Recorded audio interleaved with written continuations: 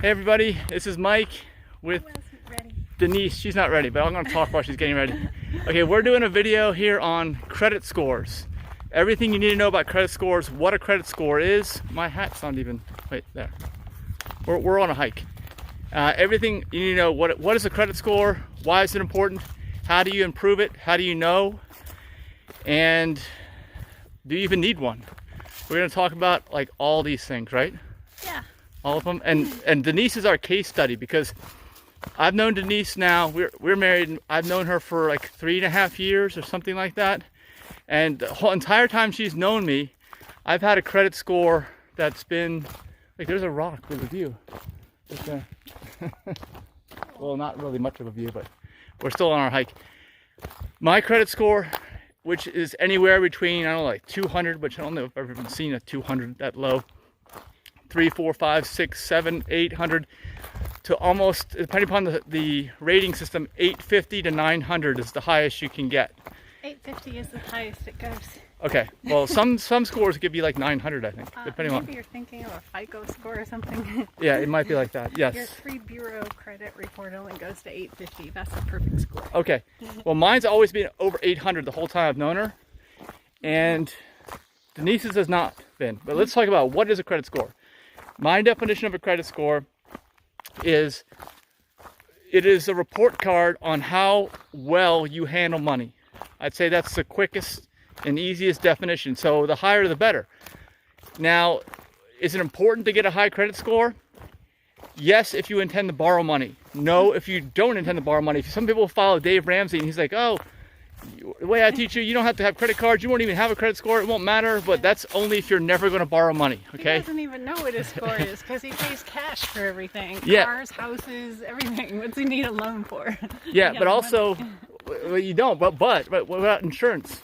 Insurance sometimes bases your ratings on your credit score. So almost all do. They do. Definitely affects your insurance rate. Okay, so even if you don't intend to borrow money, it's important to get your credit score as high as possible so that you save money on insurance if you ever have to pay for insurance. And you probably will. I think everybody has to pay for insurance at some point. I think it's most effective on driving, right? If you own a home or rent an apartment. Homeowners is a factor of that. Yeah. Have a car. Yeah. Okay. So it's important. But of course, when you have a high score and you're borrowing money, if you choose to do that, you'll get the best rates and terms. That's the other thing. Definitely get better rates. The higher, the better. I think once you get to about 800, it doesn't matter above that, I don't think. Unless somebody's going to introduce some super high tier of like 840 and above or something, and maybe they will. You never know. So just keep it as high as you can. Just like trying to do well in school. You may not even need school, but it's going to help you out if you do well in school. Sorry, there's a fly in my glass here. Okay, so where did you start off? Denise, when I met you, I don't even remember. What was your credit score? Well, let me start with before I met you. Okay. I had over a 700. You did? And then my daughter was car shopping and she couldn't get the best rates. So I saw that if I co-signed for her, I could, because I had a 700. You always had a 700? Always?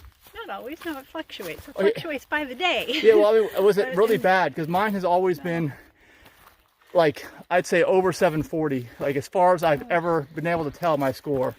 The first time I checked it, it was like a 650. And then I got rid of some debt. And at one point, it was around 700. That's when I co-signed my first loan for my daughter. And I had a car loan, too. So that put me down, and a mortgage, actually, to about 680. Yeah, and a mortgage, right? Yeah, I had a mortgage and some credit cards. So your debt to income ratio was extremely high. The bureaus don't know about your income. They don't verify your income. Okay. They look at the amount of available credit compared to what your utilization is. Okay, so if you can get a credit card that has a $100,000 limit and you only use $10, then you have a...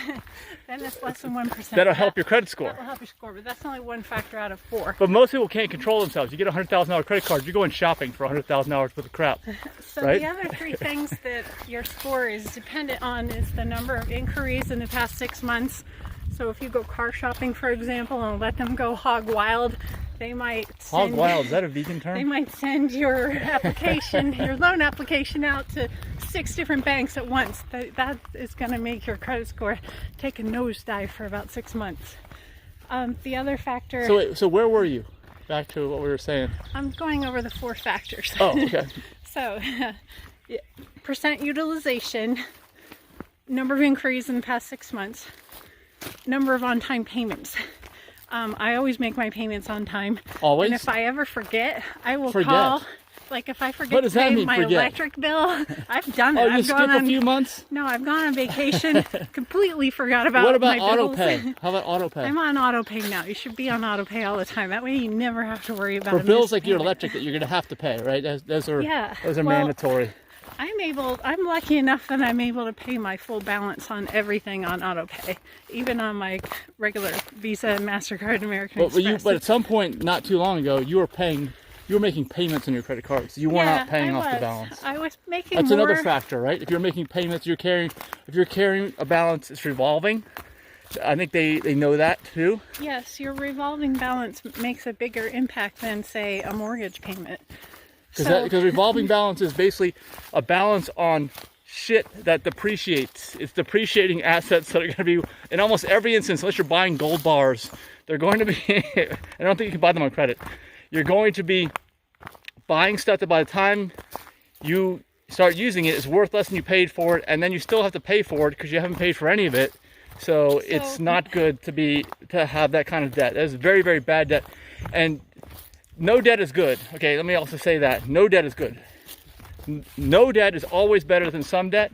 There's no good debt as far as I'm concerned unless you have extra money to pay for it. Because in almost every case, people will justify good debt as being okay when they truly have a hard time making ends meet. And it's just going to strangle you, and it's going to lower your credit score. It's going to ratchet up your pressure too, and your stress level, I think, right? Right. Is your stress level lower now than it was? Yeah. So the 4th factor in your credit score, well, Mike is done rambling here, It's the coffee. The length, the age of your credit. So the average age of my credit cards is about 12 years. I have one account that I've had for 15 years. Here comes a mountain bike. A mountain bike? A mountain bike. Would you get off the trail? Okay, let's let him go. So I wonder what that guy's credit score is. We should ask him. When Is I it a met guy? Mike, I had an account that had been open for about 15 years, and my interest rate was only 10%. So I wasn't in a big hurry to pay that off because I thought that was low compared to the other ones that had 24%. But Mike, you had 24% credit cards. You were paying 24%. 24. Yeah, I mean, I carried a very small balance on them, but I didn't Small? pay What's them small? off.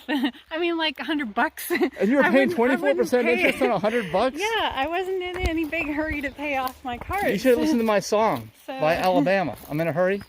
So you're rambling. I think you're losing the audience here. Uh-oh. We are talking about finances. So Mike said, when we first started dating and then we decided to show each other our credit We reports. decided? No, actually I asked. Yeah, If you ever he start asked. dating someone, the first thing you want to find out if it might even be halfway serious is you want to get permission to pull their full credit report if you can. Not just a number, but the full report, which I can do because I'm in real estate property management. I have access to. They can apply for a loan, I suppose, and pay the credit report and a mortgage loan. You know, I do mortgage loans. Well, I don't do them, but they're required for some of my clients because not everybody has cash for a house. So I had $19,000 in credit card debt, but he had a $60,000 mortgage that he didn't tell me about. But he said he wasn't responsible for it. It was part of the divorce agreement. Oh, actually, yeah. And then my ex declared bankruptcy about a year later. Yeah, because she decided to not pay that anymore. Even though she was required, my name was still on it. I had a document where I was released from liability, but of course I still was dragged into bankruptcy court. And it may or may not ever affect my credit, but I think it won't because I think it was resolved. But that remains to be seen. I still don't know. I may never know on that until one day my credit takes a huge hit. Hey, we got a stream. Look, hold on. There's a mountain stream with a is that clear water? PVC pipe running through it. Oh, okay. Can I flip this thing around? Well, I'm talking about credit, not water. Okay, hold on. I gotta make sure I don't end up in the water here. There's what's that PVC pipe? What is that about? I bet you someone's trying to get mountain stream water to a house. I bet it was one of those houses we saw. Yeah, there it goes, down to this. Yeah. That's actually some good water, good quality water, if you can get it. I think most people can't. So, I paid off my $19,000. Hold on a second, the camera's over here. I want to be on. I paid off that $19,000 worth of credit card debt in about a year. The first thing I did was my daughter bought another car, so I was no longer a co-signer on that loan. That spiked my score up. Then my lease ended. I made all my payments on time, so now I've got a bunch of income. Wait, what lease? Is that on a car? A fleece. That's what Dave Ramsey calls it. A lease affects your credit the same way a car loan So you had a does. fleece, you had a mortgage loan, you had consumer debt on your credit cards, you had cosign on your daughter's loan, you had loans all over the place. That's what I'm saying. We're talking about a lot of money here, a lot of different sources, a lot of money.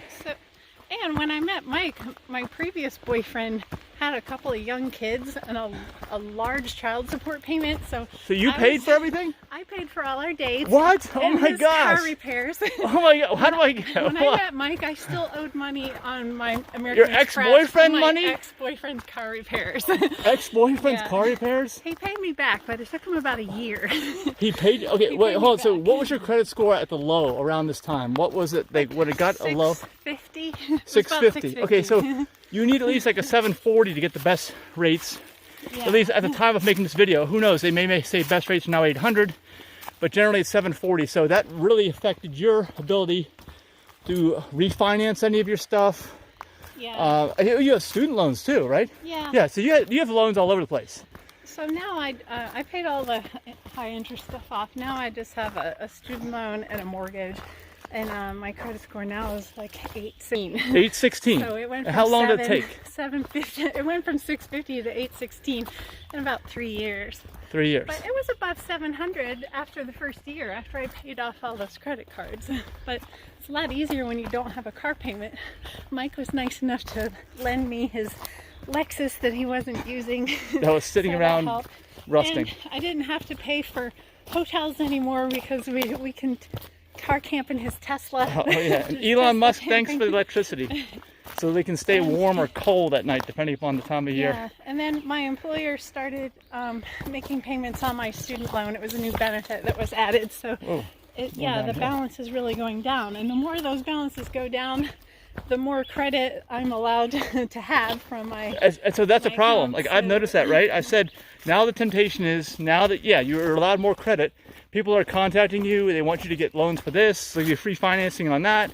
The temptation is to not get back into that spot. It's so easy to when your credit score starts to ratchet back up again. Yeah, I can have any car I want now, but I don't want one right now. I'm gonna wait till I have $1 million in my 401k. Okay, but so getting a high credit score means you're not utilizing all your credit on purpose, and that means you're able to build wealth. That's the other thing. You can't build wealth on a credit score below 700. It's very, very hard to build any kind of wealth because you're maximizing out all your available credit. So that means your savings rate's going to be low. You can't save a lot of money, so you can't invest a lot of money. So in summary, pay your bills on time. Don't keep a balance. Don't co-sign for your kids. Sleep in your car and marry up. Wait. Also, don't. Hold on a second. Wait. You said wait. Don't. Oh yeah. I wouldn't. My rule of thumb too, in terms of helping out family members, is not until you've got your own retirement paid for. Okay. Because if you don't have your own retirement paid for and you're helping out a family member or friend or whatever with your credit, even if it's not with cash, if it's with your credit, then it's affecting you in a negative way. It's affecting your ability. Aren't we on the wrong trail? It went blue and red. Yeah, we're still we're on red. Actually, red is our trail, so we're good. Okay. Yeah, so I would not ever recommend helping anybody. I would not focus on assisting someone else, anyone really, with their own finances until you've got your own retirement covered. It's hard enough if you're starting out and you don't have enough retirement to figure out how you're going to be able to retire, how you're going to get enough money together.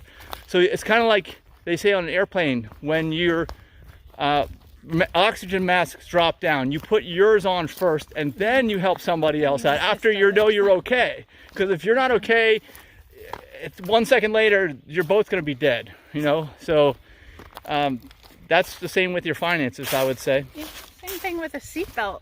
You wear it in case your passengers don't, so you're able to save them. If you have yours on, you're going to be good. So you do it to help others as well as yourself.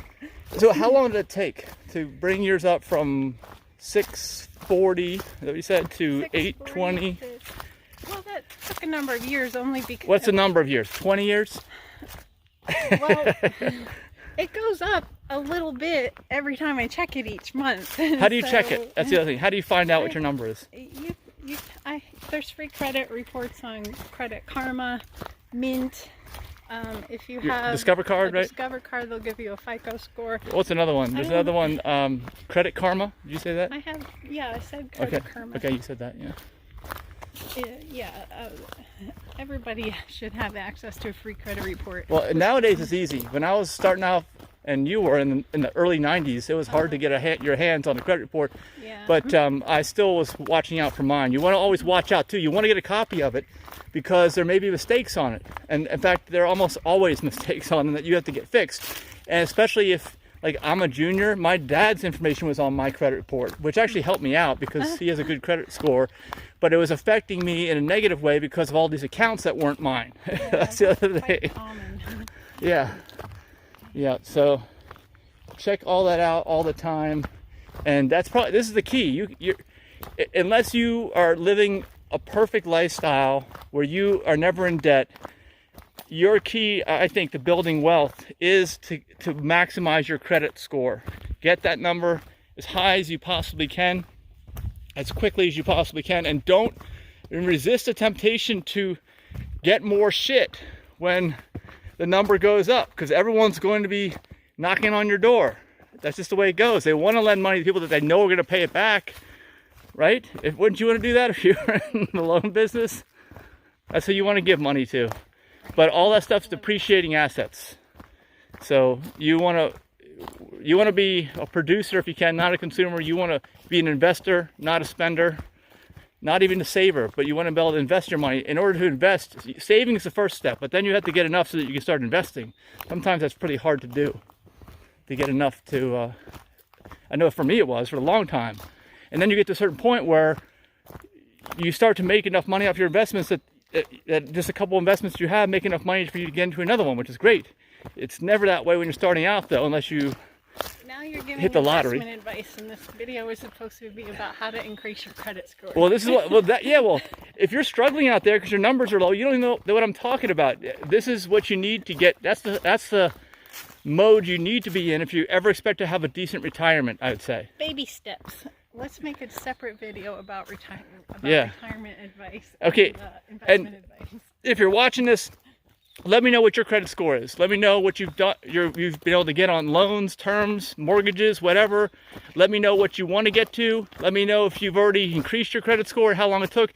Let me know if you destroyed your credit score and what you did, so that we can learn from your mistakes. That's the best thing, is to learn from people's mistakes. But the other good thing to do is to hang out with people that know what they're talking about. And I definitely know what I'm talking about with this, even though it can be kind of boring. Hopefully you're still with me in this video. But it's going to benefit you. Your life's going to be so much better. You'll be happier. You get to do more things. All that, which is what you want to do. So you just have to go through this work to get there. That's all. And then read the comments. I want to see what people are saying there in terms of what's going on with mistakes or good things. Hopefully more good things than bad things. But they don't teach you this stuff in school either. That's a problem. I don't understand why there's not a class on your credit score if it's so important. Getting loans, getting a mortgage. Why is this stuff not taught in school? That could be another video, I guess. All right, so if you could say one thing about it here in closing, this is from you. This is the person who has increased their score, who I'm afraid might get above mine now. Now it's turned into a competition. Because I've got this ridiculous loan on my Tesla, okay, that I got to keep making payments on, and I'm glad that I get free electricity, but the payments are pretty steep. Oh. And I'm done paying with Alexis. Alexis is paid off, thankfully, and I helped my son buy a house. I co-sign on that mortgage too, so that's on my credit. I think now that I have almost 80% value in my home and my PMI is going away, I'll be able to put extra payments on my student loan, and I'll soon surpass Mike. You will? Credit score. How soon? We'll see. We'll make a follow-up video. Yeah, if Denise ever passes me on her credit score, and if you think she will, say she will or she won't, put that in the comments. People may not know what you're talking about, but I know. And then also, let me know when, because right now it's what? Almost June, end of May 2020. So you've already moved a lot in a short period of time. So Yeah. I don't know. I don't know how long it might take. I'd say if you do, at least another year, I would think. Yeah. Because the progress starts to become slow after a while. It's very fast initially, and then it slows down. But you're over 800, so it doesn't matter. Okay. Good luck. Yeah, bye. Denise has one more thing to say. So if your credit score is in the fair category, like 650 to 680, it won't even take you a year to get to 700 if you can just pay off all your credit cards, and because that's what gets you the amount of available credit in relation to the credit utilization. That is going to make one of the biggest changes in your credit score. So I don't want people to give up hope thinking that it's going to take 3 years to get where I am. It will, but to go from mediocre to good, you can do that in less than a year, if it just however long it takes you to get rid of your credit card debt, the revolving debt. Hope that helps.